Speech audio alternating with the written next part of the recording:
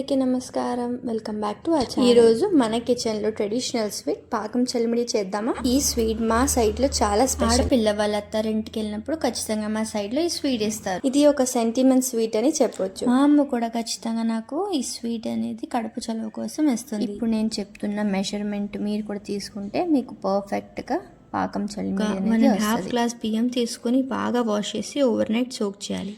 Minimum 3 hours soak చేసినా సరిపోతుంది.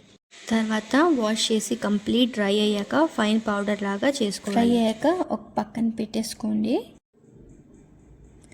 అదే ప్యాన్లో 1 glass వాటర్ యాడ్ చేసి 1.5 glass ఆఫ్ షుగర్ యాడ్ చేయాలి. షుగర్ బాగా మెల్ట్ అయ్యే వరకు స్టేర్ చేస్తూ ఉండండి. కొంచెం టైం తీసుకుంటుంది, కానీ కొంచెం దగ్గర అయ్యే వరకు బాగా కలపండి.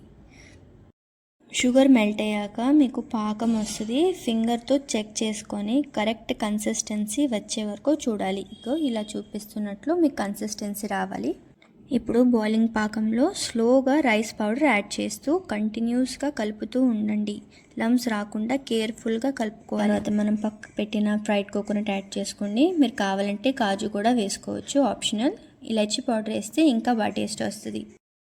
కొంచెం టైంలో మిక్చర్ పర్ఫెక్ట్ కన్సిస్టెన్సీకి వస్తుంది. ఇప్పుడు స్టవ్ ఆఫ్ చేసి కొంచెం కూల్ అయ్యాక రౌండ్ షేప్ చేసుకోవాలి. ఇంట్లో చేసే విధానం వేరేగా ఉంటుంది. ఇది మా ఇంట్లో చేసే విధానం. వీడియో నచ్చితే లైక్, ఫాలో, సబ్స్క్రైబ్ చేయండి అండ్ మీ ఫ్రెండ్స్ అండ్ ఫ్యామిలీతో ఈ రెసిపీని షేర్ చేయండి.